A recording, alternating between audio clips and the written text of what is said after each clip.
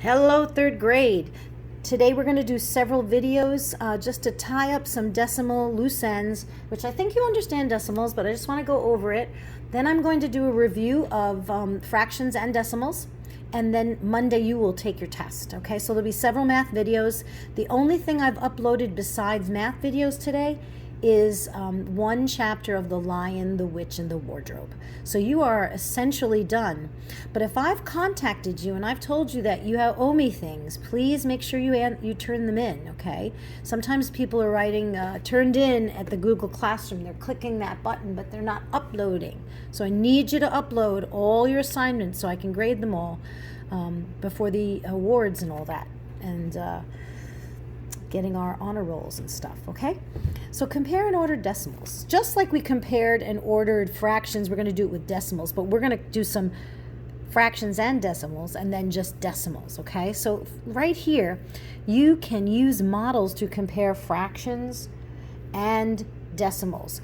This has 10 and this has 10. 5 are shaded here, 7 are shaded here. If you eyeball this, what do you see? You see this one's bigger, don't you?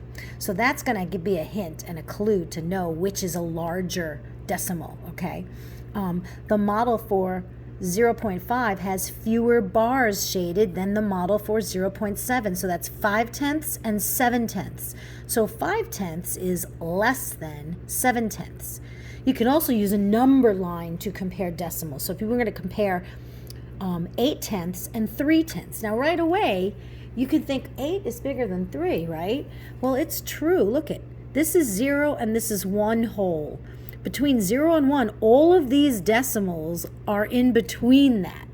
And that's why we know how infinite numbers are, because between each whole number there's parts which are called decimals or fractions in between those whole numbers.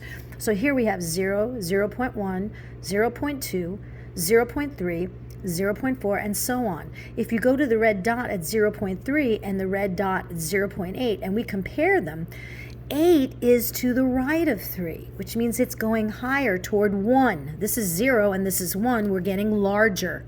So 8/10 is greater than 3/10. 8/10 greater than sign 3/10, okay? You can use the place value of the digits to compare decimals. Compare 4 whole and 99 hundredths to 4 whole and 96 hundredths. We have ones, 4, decimal point, 9/10 and 9 hundredths, right? So 99 hundredths, 4/10, 4 whole, decimal point, 9/10 and 6 hundredths. So it's 96 hundredths. So look at the tenths place, compare the digits. Look at the hundredths place, compare the digits. So 4.99 is greater than 4.96.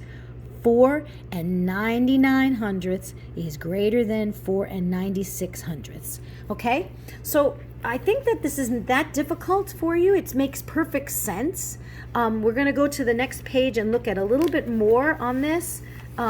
This one over here, you're going to compare them yourself, so I won't let you do that yourself. I want to look in the box here, though. Right in order from least to greatest. 1.21 hundredths, 1 and 29 hundredths, and 1 and 27 hundredths. Now, just off the top of your head, what order would these go in? You are correct. 21 is lower, right?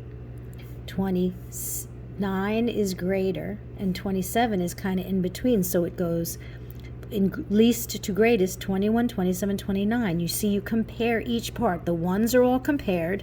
They all have 1. The 2s are all the same. Okay?